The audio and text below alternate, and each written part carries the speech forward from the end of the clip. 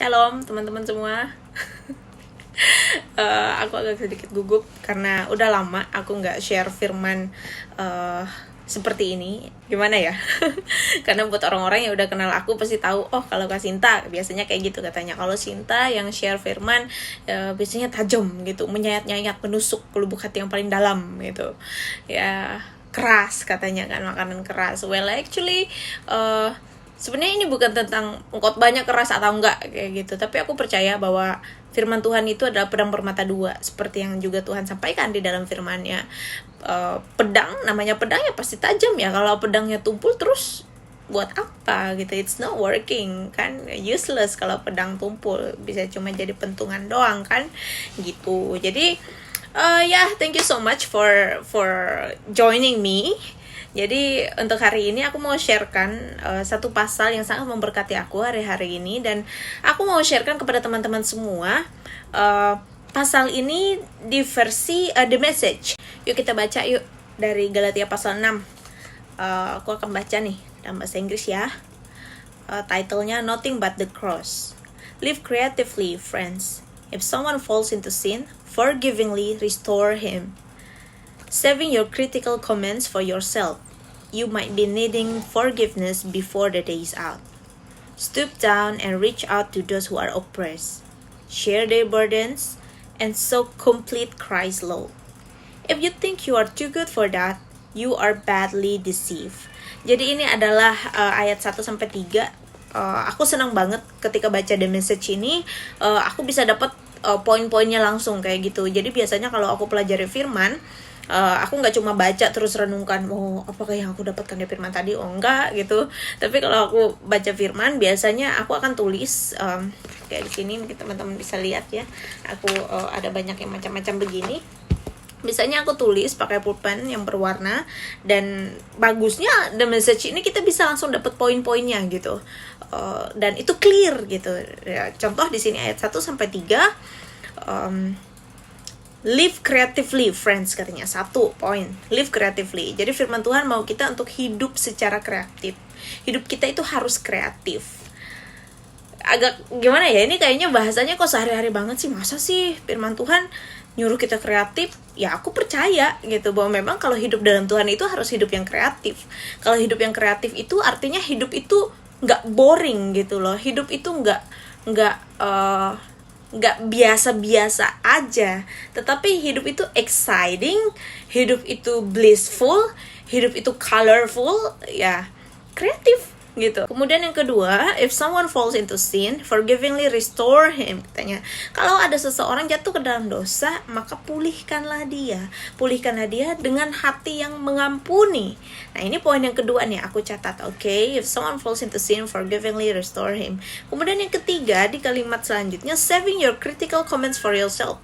Simpanlah komen kritismu itu untuk dirimu sendiri. Wah, ini buat aku teguran banget teman-teman, karena ya mungkin karena aku juga sampai ngerjain activism ya. Jadi saya sudah melatih banget pikiran ini untuk kritis kayak gitu. Nah, ternyata firman Tuhan bilang saving your critical comments for yourself. Aku percaya maksudnya Tuhan di sini, maksud firman ini bukan berarti kita tidak boleh berpikir kritis ya, atau berkata-kata kritis, tidak. Tetapi ketika firman Tuhan mencatat critical comments, ini bicara tentang komentar, ini bicara tentang apa yang keluar dari mulut kita. Ya kita tahu ya fenomena media sosial sekarang, salah sedikit dihujat, salah sedikit dicerca, dicaci maki netizen kayak gitu. Atau nggak salah pun ada aja yang dikritik sama netizen. Nah firman Tuhan jelas katakan, save it for yourself. If you have something on your mind yang kamu rasa, wah ini orang kurang tepat nih ngelakuin kayak gini, wah nggak pantas nih gambar seperti ini diupload, waduh captionnya ini nggak sopan, you don't need to say that. Kamu nggak harus selalu perlu mengatakan itu gitu. Save it for yourself, karena mungkin kamu sendiri juga perlu akan hal itu. Mungkin kamu sendiri yang perlu dibenahi, kamu sendiri yang perlu dikritik gitu. Jadi poin ketiga aja itu udah kita benar-benar dapat, wah pelajaran yang luar biasa ya dari ayat ini. Kemudian yang selanjutnya, you might be needing forgiveness before the day's out. Ya, that's true. Mungkin kita sendiri perlu pengampunan. Kemudian, stoop down and reach out to those who are oppressed. Jangkaulah orang-orang yang tertindas. Nah, aku jujur ya, aku bicara ini buat diriku sendiri. Aku selalu ingatin diriku bahwa ada banyak orang-orang di luar sana yang oppressed, yang tertindas, yang tertekan. Gak usah jauh-jauh deh. Bencana banjir ini kemarin, ini benar-benar bikin saudara-saudara kita yang ada di Kalimantan Selatan itu oppressed, tertekan banget ya.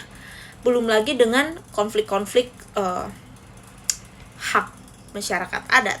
Belum lagi dengan penindasan-penindasan ya dari pihak-pihak yang serakah gitu, menguras alam Kalimantan. Nah, itu Tuhan katakan sama kita adalah reach out. Reach out artinya kita secara aktif bergerak, menjangkau, mengulurkan tangan kepada mereka, bukan cuma nonton atau jadi keyboard warrior. Dan kalimat selanjutnya berkata, share their burdens. Berbagilah dengan beban mereka. Berbagi beban artinya kita nggak cuma contoh gini ya, kalau misalnya berbagi beban gini, seseorang lagi mikul beban ini 100 kilo gitu, bawa karung 100 kilo.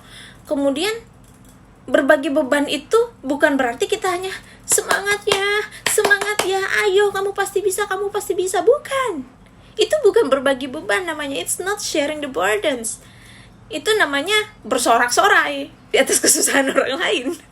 Ya kan? Tapi share their burdens ini adalah membantu. Artinya kamu lihat orang sedang jalan, sedang bawa 100 kilo beban di kiri kanannya, kemudian dia kelelahan, dia udah hampir-hampir jatuh, kemudian kamu reach out, kamu mengulurkan tanganmu, kemudian katakan, I want to share this burden with you. Aku mau memikulnya bersama denganmu. Dan saya rasa ini pesan yang sangat-sangat kuat sekali, karena di kalimat selanjutnya dikatakan share their burdens and so complete Christ's law. Memenuhi hukum Kristus. Aku jadi diingatkan tentang ketika Kristus memikul kayu salib. Yesus memikul kayu salibnya di Via Dolorosa, membawa kayu salibnya sendiri menuju Bukit Golgota. Dan kita ingat ada satu orang yang memikul salib bersama-sama dengan Kristus. Kita tidak tahu persis apakah ceritanya sama seperti yang digambarkan di The Passion of the Christ, bahwa Simon dari Kirene itu dipaksa oleh para pengawal untuk membantu Yesus memikul salib itu, atau dia voluntarily. Kayaknya pada waktu itu nggak mungkin deh voluntarily kan ya, karena semua orang kan lagi dalam ketakutan kan, dan Yesus memikul itu nggak dalam keadaan segar bugar, tetapi dalam kondisi berdarah-darah gitu. Tapi entah apapun kondisinya, situasinya, atau yang menyebabkan Simon memikul itu, kita tetap ingat sampai hari ini ya, bahwa Simon dari Kirene memikul salib bersama-sama dengan Kristus. Dia memikul salibnya Yesus, dan itu tercatat dalam firman Tuhan sampai sekarang. Jadi ketika Tuhan berkata reach out and share their burdens, you complete Christ's law. Jadi untuk memenuhi hukum Kristus itu kita benar-benar harus memikul beban bersama dengan saudara-saudara kita. Ketika mereka kesusahan, mereka tidak kesusahan sendiri. Ada kita yang ikut meringankan beban mereka.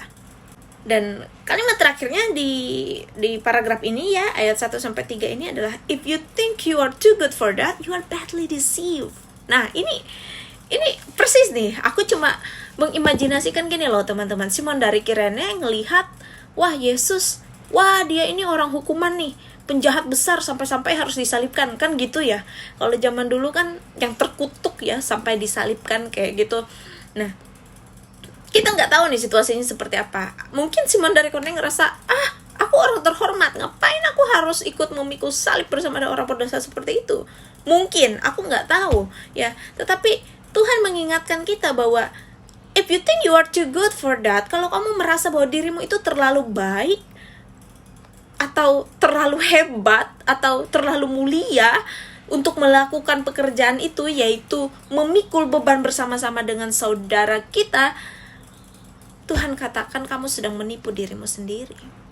You deceive yourself because you are not that good. Ya, kamu nggak sebagus itu gitu, kamu nggak sehebat itu. Kenapa? Karena we are sinners. kesalahan manusia terbesar adalah menganggap dirinya lebih baik dari segala sesuatu, lebih baik dari ciptaan lain, lebih baik dari manusia yang lain. Self-righteousness, ya kan?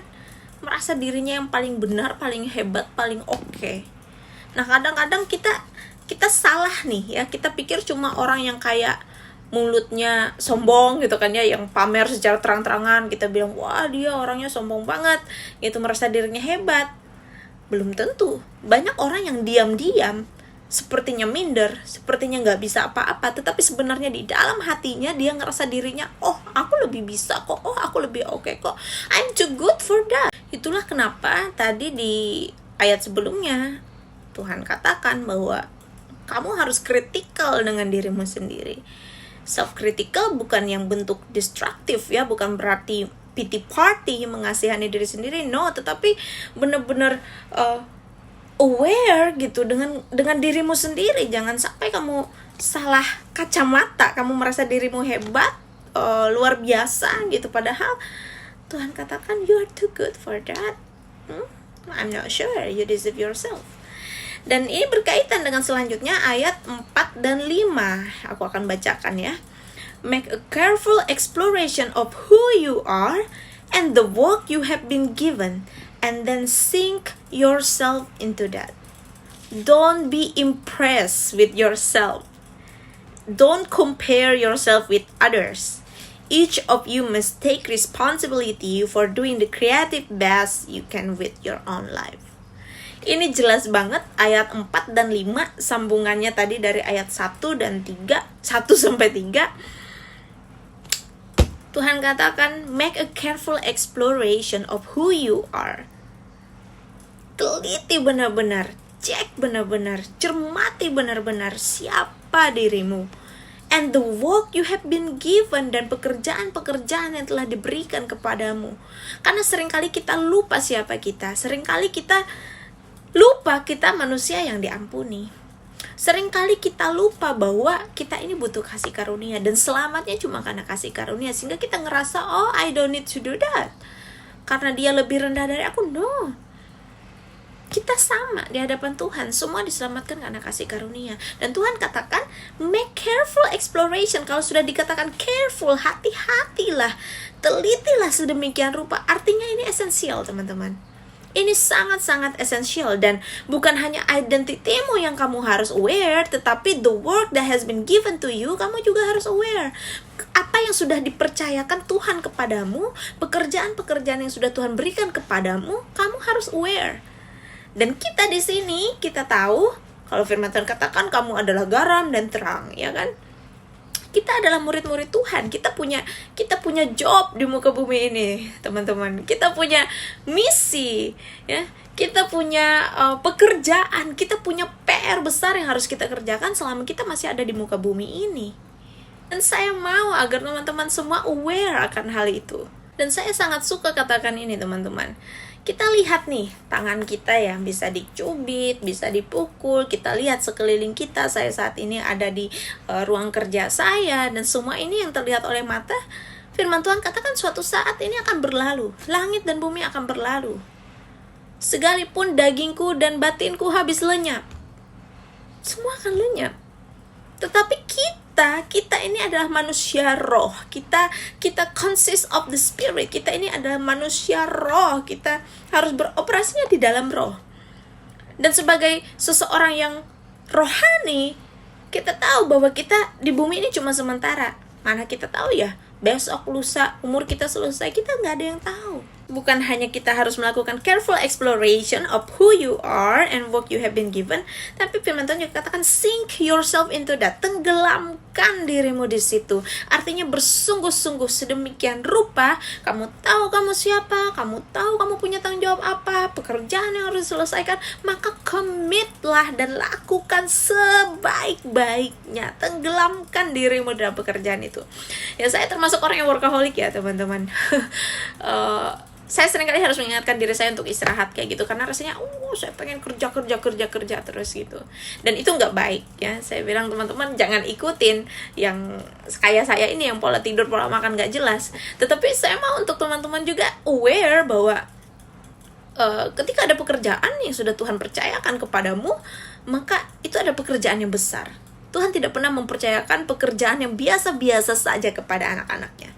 That must be something great. That must be a big and huge work, huge project from the heaven. Oleh karena itu, harus dilakukan dengan sungguh-sungguh. Gak bisa dengan abal-abal, teman-teman. Dan Tuhan katakan, don't compare yourself with others. Jangan bandingkan dirimu dengan orang lain. Karena setiap orang punya destiny-nya sendiri. Setiap orang punya part-nya sendiri. Setiap orang punya timing-nya sendiri. So you have to be aware of that. Dan fokus dengan apa yang ada di hadapanmu. Dan kalimat terakhir di ayat kelima ini, each of you, masing-masing kamu, must take responsibility, haruslah bertanggung jawab for doing the creative best, untuk melakukan yang terbaik you can with your own life, yang kamu bisa dengan seluruh hidupmu. Dan bagi saya 5 ayat ini aja sudah banyak gitu ngomongnya ya.